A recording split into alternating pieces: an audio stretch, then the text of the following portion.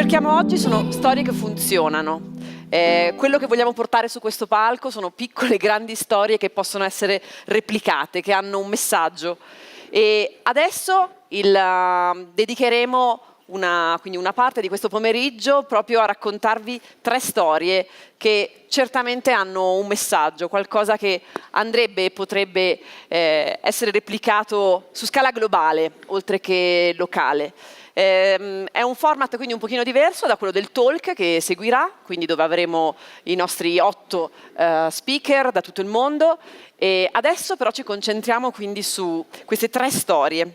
Chiedo ai nostri speaker, anche quelli che verranno dopo, di salire sul palco con le cuffie. Noi ne abbiamo qui qualcuna, ma insomma se salite già sul palco con le vostre meglio, perché ovviamente tutto il talk sarà in italiano, ma ovviamente abbiamo tanti interventi poi in inglese. Invito allora sul palco le nostre 3 storie di oggi, 3 protagonisti, dove insomma parleremo di riduzione e valorizzazione degli scarti alimentari, ma vedrete sono storie che hanno un ben più ampio respiro. Partirei con la storia di Maksut Askar, che è chef del ristorante Neolocal di Istanbul, che invito a salire. Vieni Maksut. Poi abbiamo la storia sono madre e figlia e invito entrambe sul palco, sono la chef Leonor Espinosa e la figlia Laura Hernandez Espinosa, che è la manager del ristorante Leo Cucina y Cava di Bogotà, in Colombia, ed è anche Laura, il direttore di Fan Leo, e oggi ci racconterà che cosa fa questa interessante fondazione. E poi terza storia, quella di Lara Gilmore, che invito qui sul palco, che invece è Marketing e Communication Manager di Food for Soul, insomma qualcuno di voi la conoscerà già anche per l'osteria francescana. Allora, Laura e Leonor vi invito a sedere qua, faccio anche gli onori di casa, sì, Lara, vai Leonor, mettiti qua, sì, Lara e Maksut. Se avete bisogno, le cuffie ce l'avete già? Beh, benvenuti. E ovviamente anche per voi se servisse vi consiglio, quindi benvenuti. Questa mattina insomma ho visto alcuni di voi quindi seduti, quindi immagino avrete seguito un po' i lavori della mattinata. Lara, ti ho visto che eri attenta davanti. Non abbiamo affrontato ancora il tema, se volete, di un utilizzo più efficiente delle risorse, il recupero dello spreco, ma insomma ci siamo andati vicino quando ad esempio, insomma, citando anche un articolo di Nature Communication, abbiamo citato il fatto che se vogliamo veramente far sì che l'agricoltura, magari un'agricoltura sostenibile, lo sia a livello globale, dobbiamo, insomma, uno dei tassi su cui andare a intervenire è certamente quello di usare meglio le risorse e ridurre gli sprechi. Le vostre esperienze, le vostre storie sicuramente in modo diverso affrontano questo tema. Sono storie che certamente partono da una cucina, ma che raccontano tutto quello che si può fare partendo proprio da una cucina. Non ho avuto ancora il piacere, Maksut, di venire nel tuo ristorante a Istanbul, anche se ci siamo già conosciuti in passato e insomma ho letto tante cose di quello che fai. So che il tuo è un approccio agli ingredienti che va oltre il recupero dello scarto, cioè veramente una logica molto a monte nel neolocal. Mi piacerebbe sapere proprio la tua storia.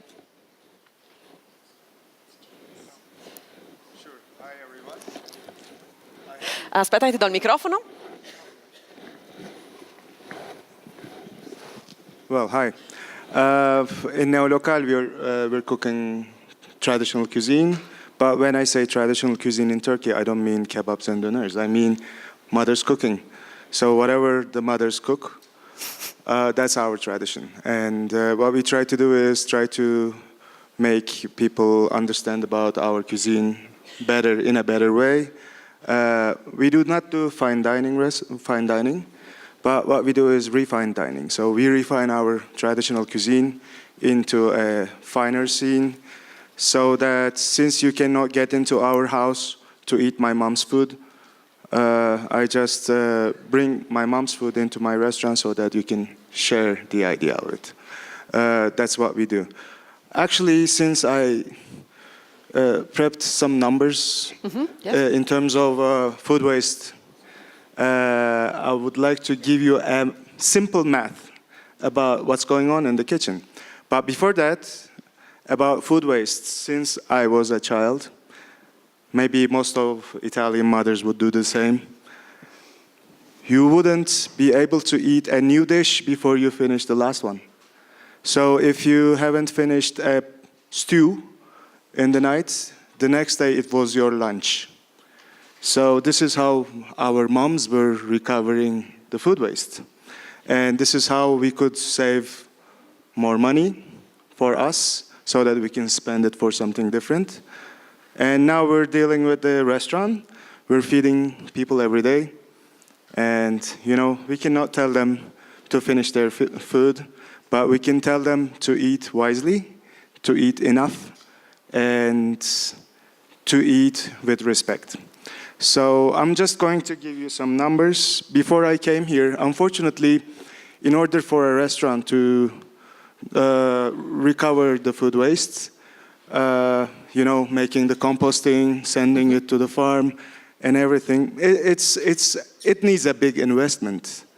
But on the other hand, when you collect your food wastes, I'll just give you some numbers. Yep. So the last 5 days, we are open only Tuesday and Saturday, between Tuesday and Saturday. So the last 5 days, when we collected our wastes that can go into composting, it turned out that we had 18 kilos of vegetables, 4.5 kilos of fruits, 860 grams of paper, 1,480 grams of eggshells, 7 kilos of coffee and tea waste. So when I calculated into a year, it makes 1,528 kilos of waste. So, taking into consideration 1 ton of waste makes 150 kilos of compost, approximately. And in order for you to have a 1 square meter little urban garden, 30 centimeters deep, you need 300 liters of compost. And 300 liters of compost is 150 kilos. And if we work hard consuming a lot, then in a year time, my restaurant can only do 1 square meter compost. That's it. So all the years you collect all these wastes for only 1 square meters of compost. Well, it's a good return of investment though. But at the end of the day, since you are working hard and you invest in such thing, we have a garden on the North Shore, 20 kilometers away from our restaurant, which is 1,000 square meters. So I need to work 1,000 years to fill my garden, But on the other hand, I could make some differences. What if I focused on more reducing the waste in my kitchen so that, I don't need to deal with that numbers and I make a difference and change. So that is how I see. Maybe it is best to try to reduce these numbers of, let's see, 127 kilos of waste a month, which makes, a day, sorry. I guess, each guest, when I calculate the numbers, has 900 grams of waste a day for us in the restaurant. So they don't eat, a steak is 200 grams only. But what's happening? So we should find a way to reduce that numbers and understand it wisely and better. So what you can do is, first you need to use the food wisely. And maybe, for all of you, I tell you, we should know how to say, no, sorry, we're finished for today. Sorry, we could only, we cooked only 20 portions. We don't have it. Maybe you try something different. Would you guys be ready for that? Would you guys be accepting this restaurant who said, no, sorry, we're out of this? Just because I don't want to say, I'm out of this, I need to do prep every day, because it needs to be the freshest ingredient that I can serve you, but yet I create lots of waste. Then we should really find a way to communicate between each other, the guests and the chefs, so that they can understand each other and they eat. We're trying to cook good, fair, and just, right? And you should try to eat good, fair, and just, and we should share our experiences all together. That's my point of view, to throw you the bowl so that we can discuss over it, right? Mm-hmm. And another question is, in Turkey, the reducing food waste is something that is something you learn from your mother, is a common issue, something that you learn at school?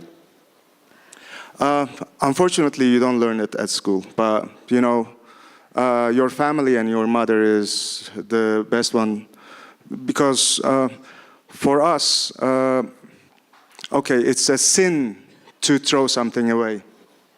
My mom used to tell me so. Eat it. If I throw it away, that's a sin. I mean, you will be punished in hell or whatever. So by taking this understanding into consideration, yes, our family, our traditions, our culture taught us not to waste things. But when it comes to business, when it comes to cooking for some people else, then all the moral things go away, I guess, unfortunately. So I would love to say it's a sin, really. It's a sin for our future. It's not a sin for our, beliefs or religions, but it's a sin for our future, for our children's future, throwing away things. Mm-hmm. So that's what we learned, yeah. Beh, questo sicuramente è anche l'aspetto di ridurre i rifiuti e porsi nuovi anche obiettivi per usare meglio, ad esempio, le materie prime. Direi che insomma è una questione che per un ristorante poi vale esattamente anche per un'azienda. Alla fine un ristorante è un'azienda e questi numeri alla fine devono tornare, quindi che li si affronti da un punto di vista di un manager, di un imprenditore, o che lo si faccia per una questione di valori, insomma l'importante è che poi portino a questo tipo di risultati. Poi magari torniamo da te, Maksut, per un ultimo giro. Dalla Turchia vorrei spostarmi in Colombia a questo punto per la vostra storia. So che nella cultura magari del vostro paese c'è una sensibilità a usare bene quello che c'è, insomma gli ingredienti a disposizione, e c'è però anche proprio questa fondazione Funleo che in realtà va anche un po' oltre, vero? Anche qui torna un po' una parola che ha usato prima Maksut, la parola tradizione, il recupero della cultura e della tradizione locale, che in realtà è un tutt'uno anche con questo saper fare, questo saper usare al meglio gli ingredienti, le materie prime. Anche nel vostro caso vorrei prima di tutto sapere la vostra storia. Prendiamo il microfono, grazie, sì.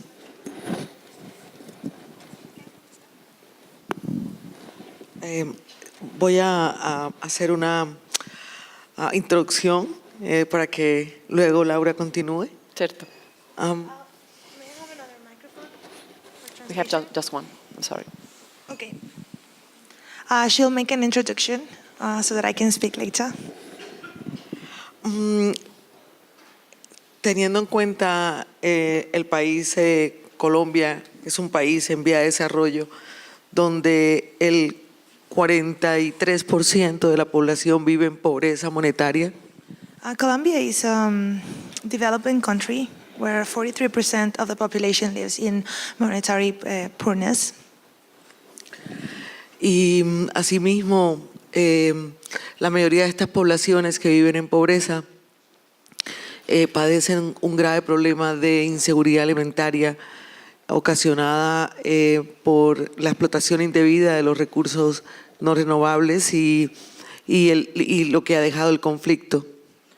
So this population not only live in monetary poverty, but they have the situation of food insecurity that has been exacerbated by unsustainable exploitation of natural resources and an internal conflict as well. Entonces existe en nuestro país una conciencia mucho más acertada sobre el desperdicio de alimentos, teniendo en cuenta que 1/3 de los alimentos que se producen para el consumo humano en el mundo, más o menos unas 300 millones de toneladas de comida se desperdician. So somehow there is an awareness of the importance of food loss, food waste reduction, taking into account that, ¿cuál es la cifra? 33 million, ¿qué? 300 millones de toneladas al año. 300 million tons a year are wasted in the world. Entonces esto ha hecho que, por ejemplo, en cocineros y mi hija, que es experta en desarrollo, tengamos una conciencia a través de la fundación y a través del restaurante. So we work in raise awareness on these issues, not only in the restaurant, but in our work through Fundación Leo Espinosa Foundation. Y, por ejemplo, en el restaurante, nosotros tenemos un desperdicio casi que mínimo. Todo lo que tiene que ver con nuestro proceso de porcionamiento está muy concientizado en que tanto la merma útil casi en su 100% se reutilice. We have a minimum waste in the restaurant. We are very cautious the way we portion food, and the rest that I don't know the word in English, but when you cut the fish or the meat or whatever, and what it's less, we also utilize it. We use it for different preparations for internal purpose. Y esto no solamente es mi responsabilidad como cocinera, no soy la única cocinera que tiene en cuenta las mermas para que se puedan volver a utilizar. Nosotros hasta las cáscaras de la cebolla, del tomate, se reutilizan en hacer fondos, en las mermas de los pescados, que es merma útil, la utilizamos para comida de personal. So we use every skin, every tomato skin or vegetables to use stalks so that we can use in the kitchen, but we can also consume because we don't only serve to the clients, we are also 20 people in the restaurant, and usually we give use to everything. Y eso hace que la cifra de la FAO se pueda ser certera, ¿no? Porque si de 900 kilos per cápita que se desperdician en los países desarrollados, en los países pobres monetariamente o en vía de desarrollo, esta cifra es casi del 50% menos. According to FAO, 900 kilograms per capita are wasted in the world, and I believe, ¿tú dices que en Colombia es menos? En los países en vía de desarrollo. In development countries like Colombia, that number is 50% less. Otra forma nosotros de apoyar el desperdicio de alimentos o de mitigar el problema de seguridad y de inseguridad alimentaria es el trabajo que hacemos a través de la fundación, que mi hija les hablará sobre el proyecto que tenemos en una de las regiones más pobres y con problemas de acceso a la salud y educación en Colombia. Bueno, no voy a hablar de eso. And the other way that that we help in food loss is through the projects that we realize through Funleo. And I'm going to explain a bit about what we do exactly, especially in food losses in rural areas. So I don't know if we can go The next one? Okay, no, perfect. No, sorry. So since 2008, we are working first in order to promote the vindication of traditional food and traditional ingredients. And then, since 4 or 5 years ago, we started working under the motto Gastronomy for Development. And what we do is we develop different projects in rural areas in Colombia, especially native and Afro-Colombian communities, so that through culinary innovation and diversification of the way that they use biodiversity in culinary preparations, they can enhance their way of living as well as better their income. Mm-hmm. So we have to remember that food losses is a problem that is not only of the consumer and is not only in the restaurants.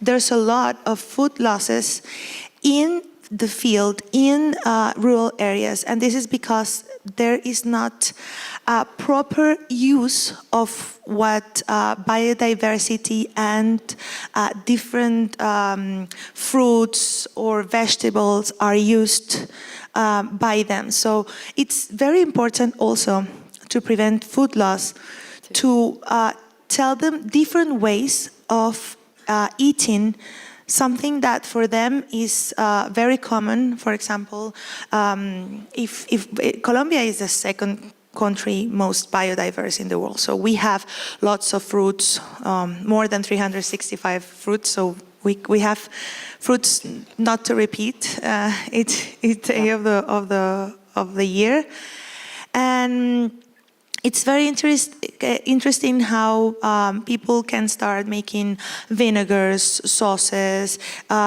different things, because sometimes the fruit or whatever it is get lost in the way. Also, by strengthening channels of commercializing these products, because if they feel that they have the buying of this product assured, then they can also stop the losses, because in Colombia that's very common. Okay, so it's very a profound theme, but I'm gonna let the. No, and it's very nice to see mother and daughter together and with the same passion to this project and fighting together, reducing the food waste, but also changing the culture or improving the culture of the country. So thank you for...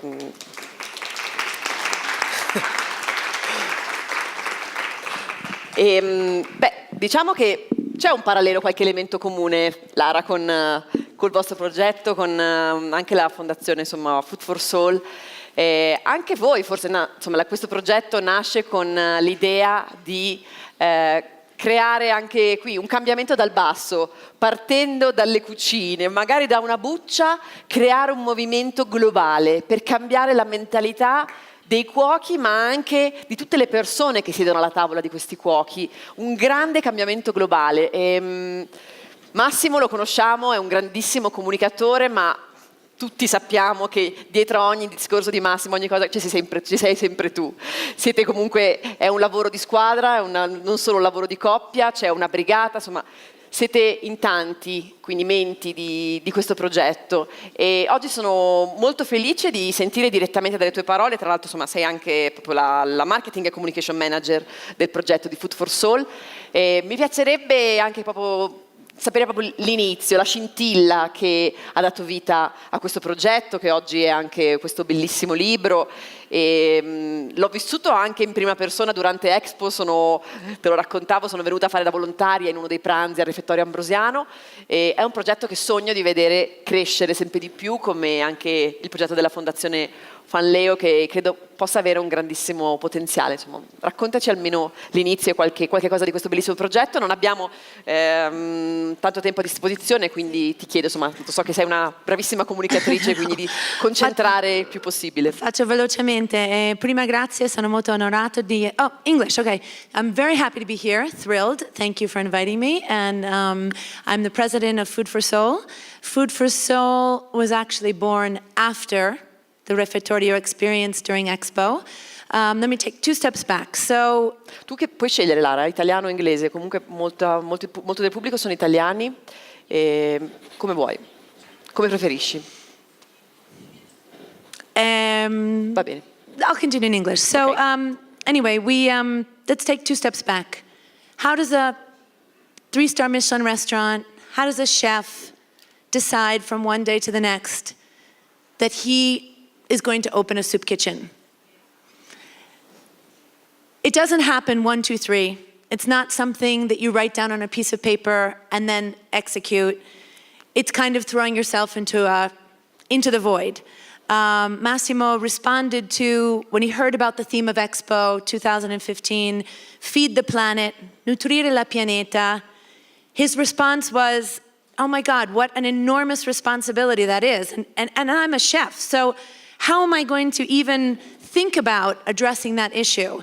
Is it enough for me to go into a fairground and cook a meal or devise a menu? How can I actually do something to address this issue?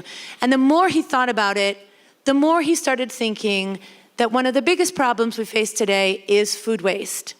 Everything that gets lost along the production line, supermarkets especially, and what we can do with them. The chefs have knowledge, creativity. They have the impulse to cook for people. That's what they do. They transform things. They transform raw ingredients into beautiful meals, into recipes. They can also transform things that are apparently ugly or unwanted or discarded into something delicious. And with this idea, he said, I would love to try to open a soup kitchen, a community kitchen, una mensa, for the people of Milan, for a very small neighborhood in Milan, a neglected neighborhood, and see if I can call my friends to come and cook and get their ideas, their initiative, their creativity, and transform something unwanted into something beautiful, desirable, and bring a little bit more dignity to the table for those in need, but also dignity of the ingredients. We have so many heroic farmers, butchers, fishermen, cheesemakers, producers. How is it possible that so much of that, their work and their effort, at the end of the day, if it isn't sold at the supermarket and the date is expiring, we don't know where it's going. It's not necessarily going to be used. So we launched into something and we had no idea what we were doing. Absolutely no idea. We had never cooked for that number of people. We had never organized that kind of project. I can't say that Massimo had ever taken the surplus from a supermarket and thought about how to cook with it. I don't think a lot of the chefs who came and were invited knew exactly what they were getting into. And they found themselves from one day to the next, in the morning at 8 a.m., taking food off a truck and having to turn it into a meal. What we learned at the end of this amazing experience, and over 70 chefs who cooked, they left recipes, ideas, accumulated an incredible amount of knowledge. But what we learned at the end of this experience was that Refettorio Ambrosiano, the first one that we had made, didn't need us anymore. It didn't need the chefs. It didn't need their knowledge because we had already given them everything. The volunteers who in the beginning protested to build this soup kitchen because they were afraid that their neighborhood would be ruined ended up being the ones who took it over, who run it every day. They're the volunteers. They bring the energy. They bring the ideas. They invite children and the elderly in the community. We realized that there was something that we had created a model without even knowing it, we had built something that then could be replicated. And so that's when we got the idea to form Food for Soul, an honor list, so that we could separate what we do in the restaurant from what we do in our nonprofit work. Food for Soul was formed with the idea that we had discovered 3 pillars that were very important to this new concept of a community kitchen. And community is maybe the most important word. So taking all of our know-how from Osteria Francescana, the first pillar is the quality of the ideas. You need good ideas, you need innovative ideas, you need the experience of chefs to know how to transform things, to take something that apparently looks like food waste and turn it into something delicious. These last couple of days, the meals we've had, we've seen chefs do that, and they will continue to do that. The second is the value of beauty and the power of beauty. How much beauty can change the way we see the world and how we perceive ourselves. Beauty is a universal good. It's not just for 3 people or 4 people or for those who speak French or Italian. It really is for everyone. And it was very important in all the spaces we created that there was a sense of beauty, inviting artists, designers, beautiful tables, ceramic plate, porcelain plates, silverware, a certain respect towards the act of sitting down to a meal. And the third element, and maybe the most important, was hospitality. All of our experience at Francescana taught us that hospitality is one of the most important things in a meal. It's not only what you eat, but how you eat it. So having someone greet you at the table, know your name, serve you a meal at the table changed everything, because all of a sudden there was the opportunity for exchange, and that in itself was nourishing. So with these 3 pillars, we began to listen, and we had a lot of people asking us, can you open a refectorio here? Can you open one there? And one by one, we were able to execute these adventures. One in Rio in 2016 with Gastromotiva, another in London this summer in June with another organization in London, and Paris this spring. What we learned is that a chef can have a much greater voice than what he does in his kitchen. And I think Massimo's initial desire to create something outside of Osteria Francescana was really to satisfy that desire to do something. We have a lemonade stand basically in Francescana. We have 12 tables, 2 services, 5 days a week. We're doing very small numbers. How many people can we feed? How many people can we affect in our lives? Through this project, we're able to not only communicate ourselves a bigger message, but engage chefs, and that message is multiplied, amplified. It becomes larger and larger and larger. Many chefs who have come to cook at the Refettorio Ambrosiano, such as Matt Orlando, have gone back to their cities and their towns and said, okay, this idea is interesting, maybe I can do something too. And Matt has an incredible project that he's working on right now. The meals that we've had in these last couple of days, recovering last night, the Rosa di Gorizia, which is a beautiful ingredient. Looking at that rose last night, I was thinking, maybe what we really need to re-educate ourselves is our sense of aesthetics. That we have become so accustomed to seeing the perfect round apple or the green bananas, and you think, oh, they're gonna last for a week in my house, instead of thinking, what is the most flavorful thing that I could buy in this supermarket? Not what is the shiniest, biggest, brightest, greenest, reddest, yellowest one I can find. Because if you're really thinking about the value of that ingredient, you have to think about flavor and what you can turn it into. So with that, we decided that we really needed to even reach a larger audience. It wasn't enough to open these refettorio, but it was time to put together a recipe book, to put together the recipes that were cooked at the Refettorio Ambrosiano, and to share them with a larger public. So Bread is Gold, Il Pane è Oro, is a storybook, the experiences of the chefs who came and cooked in our first community kitchen. It's not only the stories, but it's the recipes that they actually cook there. So they're not recipes that were conceived in a professional kitchen and then applied by somebody.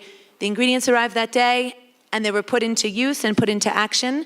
I'll never forget when Juan Rocca saw a truck full of piadine, and he looked at them and he said, wow, what am I going to do with these? And he actually, with all his knowledge and experience and creativity, thought about the burrito, thought about the wrap, thought about different cultures and how they make sandwiches, and turned that piadina into a roll. He put in a meat filling, a warm meat filling, with some mixed meats and some zucchini. And the children who were having lunch that day were both surprised and delighted and had this delicious meal. So you can take that recipe and look in your own kitchen and open up your drawer and say, oh, I have 2 piadina that I bought in the supermarket that are looking a little sad and maybe they're a little dry on the outside. And maybe I'll make for my family a little starter at the table using that recipe. Another thing from the book that we learned is that there's so many different ways that you can, we were surprised we got so many eggs. Eggs all the time are coming off the supermarket shelves. They're still perfectly fine to cook. They just can't be on the supermarket shelves anymore. So eggs coming back into your diet, a poached egg, a scrambled egg, it's in a pasta, it's in a soup. Mauro Coragreco, who created a wondrous dish of a poached egg on top of this potato nest. Things that are so simple, so nourishing, that we just don't think about because we get in a routine of the everyday things that we cook. Gazpachos, there were recipes that went in a seasonal order. From spring, where Daniel Hum in May was cooking with all the strawberries that were at the very, very end of their life. Too mature, bruised, and he turned them into a gazpacho. Another tomato gazpacho, Spanish style, during the summer and the height of the tomato season. Towards the end, in August, we had gazpacho with watermelon, and towards the fall, roasted vegetables. So we have to think about our ingredients not only in terms of stagionality, but also in terms of what can we ask of them. A fresh bread is great to eat at a table with butter. 3 days later, what are you going to do with it? You can throw it away, or you can turn it into something delicious. E questo direi che è decisamente un punto molto interessante, anche il cambio di mentalità rispetto a un ingrediente. Quindi anche questa mattina uno dei nostri relatori, ovviamente Harald, il produttore, citava anche il fatto che le mie verdure non sono perfette, anzi sono bruttine, ma sono veramente ottime, l'eccellenza, la qualità è veramente eccellente, e certamente avere anche non solo lo chef ma anche il consumatore che apprezza questo prodotto, ne apprezza la qualità, il metodo di produzione, al di là anche dei canoni estetici. La stessa cosa vale certamente anche per una parte meno nobile che siamo abituati magari a buttare via. Il nostro tempo a disposizione si è concluso, insomma, le vostre storie sicuramente meriterebbero un maggior approfondimento, e se non ci sono domande, quindi necessariamente da fare adesso, io la rimanderei al termine del secondo talk del pomeriggio, magari un momento un po' anche così di conclusione della giornata, solo che questa mattina magari qualcuno aveva piacere di dire qualcosa e non ce n'è stata l'occasione, quindi sicuramente al termine del talk è anche il momento ideale secondo me per tirare un po' le fila di quello che abbiamo detto oggi. Quindi ringrazio le nostre 3 storie, quindi dalla Turchia alla Colombia, la storia di Lara e di Food for Soul. Se posso dire una piccola cosa. Il fatto che siamo tutti 3 sul palco, the fact that the 3 of us are on the stage today, from Colombia, I'm an American who living in Italy, Turkish chef. A journalist the other day had asked me, and I had an exchange with Matt Orlando on the ski slope yesterday about this question, which is, so when is this trend of food waste, when do you see it ending? And Matt and I were talking about journalists who provoke that question. Is this just something to get attention, publicity? And I think anyone who starts looking deep into the numbers, as you have yourself, anyone who starts seeing the quantity of food that is wasted, or anyone that goes into a community, a small community, and realize that there's so much potential. Lo spreco è un'opportunità. C'è tutto che si può recuperare lì. We are at a time where we have everything, but we're going to look back 20 years from now, 30 years from now, and we're going to say, wow, We really had it good then, and we fucked up. We really wasted a lot of stuff.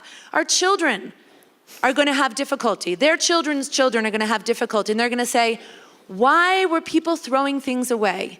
How is that possible in such an advanced society that they were doing this? So the answer to the question, is the trend for food waste going to pass? I really hope not, because I think that it's not a trend. I think it's a necessity, and that I think that people aren't taking it seriously enough, and that the world of gastronomy really can have a huge impact politically, on production, and on the way we teach our children how to eat, how to buy food, and get them cooking once again. Grazie. Grazie ancora, un applauso. Lara, Maksut, Leonor, Laura, grazie.